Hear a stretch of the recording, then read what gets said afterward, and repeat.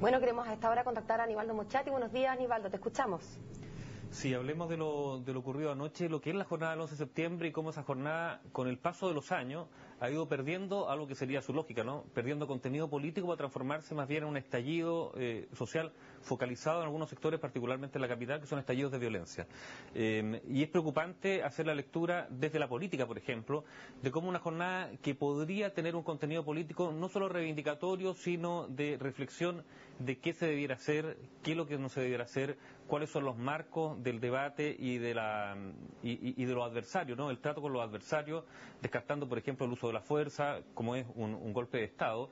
Bueno, la ausencia de debate, o mejor dicho, la ausencia de política, deja finalmente para el 11 de septiembre una cáscara vacía, que es rellenada particularmente, más allá de actos conmemorativos, pero que es rellenada por hechos y manifestaciones de violencia. Eso es lo primero. Una nueva demostración de la ausencia del verdadero sentido de la política, de darle a fechas como esta algún significado, algún tipo de reflexión para construir hacia adelante. Y lo segundo, el tema de las armas propagadas en los sectores periféricos de las ciudades. Y esto está íntimamente relacionado con el narcotráfico. Esto hay que decirlo claramente. Buena parte de las armas usadas anoche en muchas de estas barricadas son armas que están relacionadas con el narcotráfico. Durante años, y no hablamos de este gobierno, de los gobiernos anteriores, cuando el fenómeno del narcotráfico empezó a apoderarse de algunos sectores populares, aquí esto fue casi delegado en una tarea muy cuesta arriba a los municipios, más allá de la labor policial, circunstancial de PDI y Carabineros, fueron los municipios los que enfrentaron directamente el embate, por así decirlo, de la erosión de la trama social por el narcotráfico.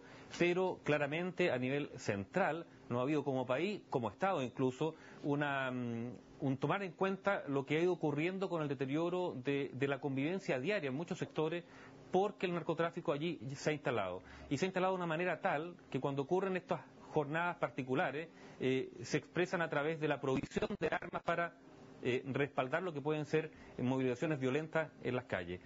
Hay un cruce, a mi juicio, preocupante en muchos sectores del país, que tiene que ver que el cruce entre ausencia de política y por lo tanto ausencia de contenido para lo que puede ser la canalización de frustraciones, demandas, etcétera, etcétera, y por el otro lado la incorporación desde el narcotráfico de una especie de lógica armada, lógica de la guerra, por así decirlo, de la guerra barrial que se ha instalado en algunos sectores amparado por ese negocio lucrativo que es el narcotráfico.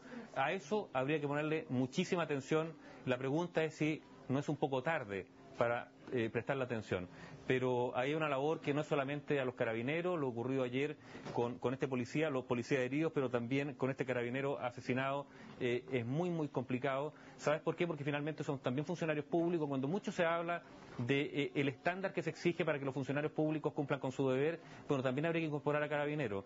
Y finalmente, suma para la raya, independientemente de escándalos que han habido, tenemos una policía uniformada que, al menos por ejemplo en términos de corrupción, comparada con la de otros países del continente, pasa a la prueba.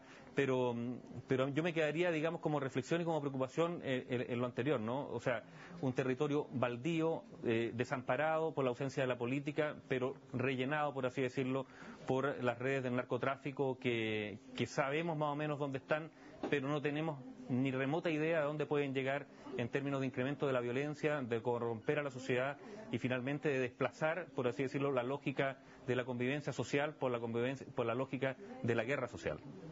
Claro, la lógica casi del Far West, ¿no? Guardando las proporciones. Gracias, Aníbaldo, interesante el análisis y bien preocupante en realidad. Muchas gracias, que estés bien, que tengas un buen día. Tú también.